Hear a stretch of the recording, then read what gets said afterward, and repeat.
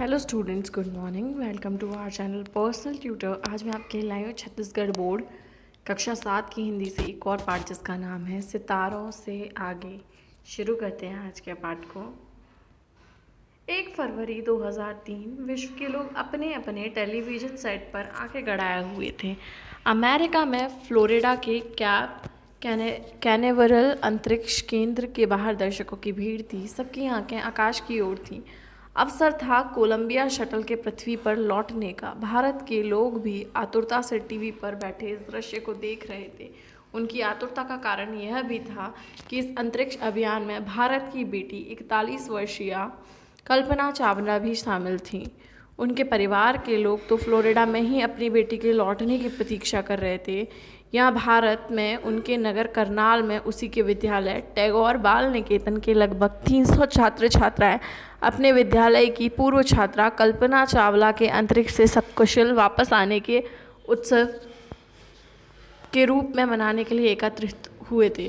प्रकृति के रहस्यों को खोजने में जान का जोखिम रहता ही है। एवरेस्ट विजय करने में दर्जनों पर्वतारोहियों ने अपनी जानें गंवाई हैं। उत्तरी ध्रुव और दक्षिणी ध्रुव की खोज में भी अनेक सपूतों ने अपने बलिदान दिए हैं। यही स्थिति अंतरिक्ष अभियान की भी है। जब तक अभियान पूरी तरह सफल न हो जाए तब तक अंतरिक्ष यात्रियों, अंतरिक्ष केंद्र के संचालकों, दर्शकों के हृदय में दुगदुगी लगी रहती है। उस दिन भी केप कैनेवरल में प्रातः 9 बजे दर्शकों की सांस ऊपर की ऊपर रह गई। पृथ्वी के वायुमंडल में प्रवेश के साथ ही कोलंबिया शटल का संपर्क अंतरिक्ष केंद्र से टूट गया। सहसा कुछ मिनटों के बाद टेक्सास के ऊपर एक जोरदार धमाका सुनाई दिया। ह्यूस्टन कमान केंद्र में घबराहट फैल गई। कोलंबिया स्पेस शटल में सवार सभी 7 अंतरिक्ष यात्रियों के शरीर के चिथड़े चिथड़े होकर अमेरिका की भूमि पर यहाँ वहाँ बिखर गए। भारत ने उस दिन अपने जाज्वल्यमान नक्षत्र कल्पना चावला को खो दिया। समूचे देश में, विशेष रूप से करनाल में शोक की लहर दौड़ गई। टैगोर बाल निकेतन में आयोजित होने वाला उत्सव शोक सभा में परिवर्तित हो गया। इस हादसे में 1 अरब से अधिक देशवासियों के चेहरे मुरझा गए। करनाल की यह विलक्षण बेटी सफलतापूर्वक एक यात्रा पूरी कर चुकी थी, लेकिन दूसरी यात्रा में वही दुबली पतली लड़की अपनी मधुर मुस्कान और दृढ़ संकल्प के साथ अपने सपनों को साकार न कर पाई। कल्पना के जीवन की यह कहानी करनाल से प्रारंभ हुई और अंतरिक्ष में समाप्त हुई। आओ इस कहानी का प्रारंभ देखें। बनारसी दास चावला भारत विभाजन के बाद पाकिस्तान से बाहर भारत आकर करनाल में बसे थे। सन 1961 में यही कल्पना का जन्म हुआ था। बनारसी दास चावला की यह चौथी संतान थी। माता पिता अपनी दुलारी बेटी को मोंटू कहते थे। शिक्षा के क्षेत्र में मोंटू का परिवार काफ़ी आगे था। मोंटू की स्कूली शिक्षा करनाल के टैगोर बाल निकेतन में ही हुई। गर्मी के दिनों में रात को खुले आसमान में तारागणों को निहारती हुई कल्पना नक्षत्र लोक में पहुंच जाती थी।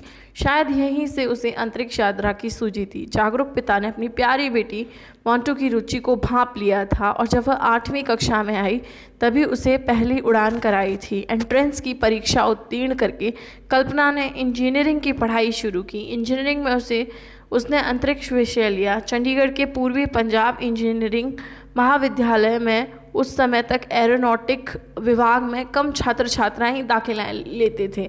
छात्राओं का प्रतिशत तो और भी कम रहता था। कॉलेज में पढ़ते समय कल्पना तच्चित होकर अपना कोर्स तो तैयार करती ही रही, साथ ही कॉलेज के सभी क्रियाकलापों में भी भाग लेती थी। वह अक्सर कहती थी, जो काम लड़के कर सकते हैं वह मैं भी कर सकती हूँ। कल्पना को जब एरोनॉटिक्स की डिग्री मिली तब उसने अपने आगे की पढ़ाई अमेरिका में करने का मन बनाया। उसे वहाँ प्रवेश भी मिल गया। वहीं उसका परिचय जीन पियरे से हुआ। दिसंबर 1983 में वे विवाह सूत्र में बंध गए। विवाह के उपरांत भी कल्पना ने अंतरिक्ष में उड़ने का अपना ध्येय अटल रखा।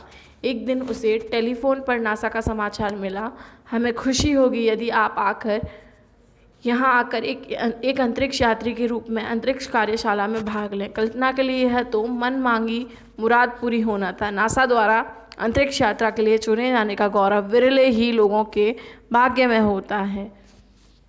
6 मार्च 1995 से कल्पना का 1 वर्षीय प्रशिक्षण कार्यक्रम प्रारंभ हुआ। तरह तरह की प्रशिक्षण प्रणालियों के द्वारा इन अंतरिक्ष यात्रियों को तैयार करने में कई महीने लग जाते हैं। कल्पना को इस अवधि में उत्तरदायित्व कार्य सौंपे जाते थे, वह उन्हें पूरी निष्ठा से करती थी। 19 सितंबर 1997 को STS 87 की अभियान दल के सदस्यों का परीक्षण हुआ। इन्हें कुछ पुराने अनुभवी सदस्य थे तो कुछ नए भी थे। कल्पना का यह पहला अभियान था। उड़ान से पहले अंतरिक्ष यात्री अपने अपने परिजनों से मिले। इसके बाद एक एक करके अंतरिक्ष यान में सवार हुए।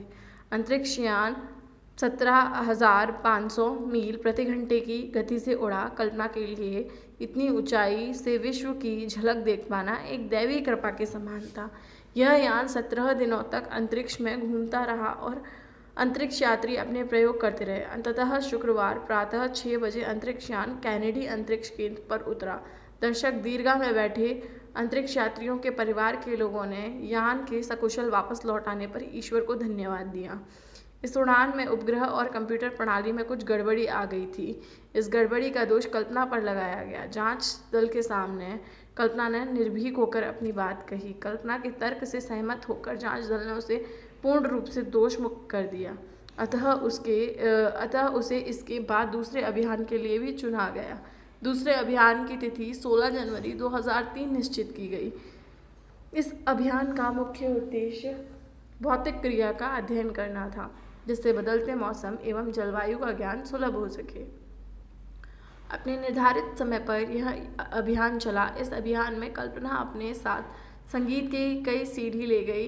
इस अभियान में अनेक धर्मों के अंतरिक्ष यात्री भी भाग ले रहे थे और वहाँ सर्वधर्म संभाव का माहौल बन गया था। कल्पना समय समय पर सीडी पर गाने सुनकर तरोताज़ा हो जाती थी। स्पेस शटल अपने निर्धारित समय को पूरा करके पृथ्वी की ओर आ रहा था। तभी 1 फरवरी 2003 को वह काला दिन आया जब स्पेस शटल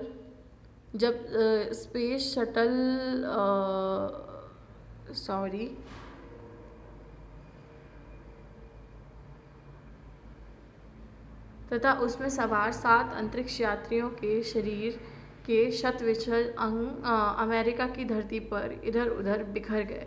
संपूर्ण विश्व में इस दुर्घटना के शोक की लहर फैल गई। कल्पना का जन्म और जीवन सामान्य जैसा ही था, किंतु उसकी उपलब्धियां असामान्य थीं। वह सदा नई जानकारी, नए अनुभव, नए चमत्कार करना चाहती थी।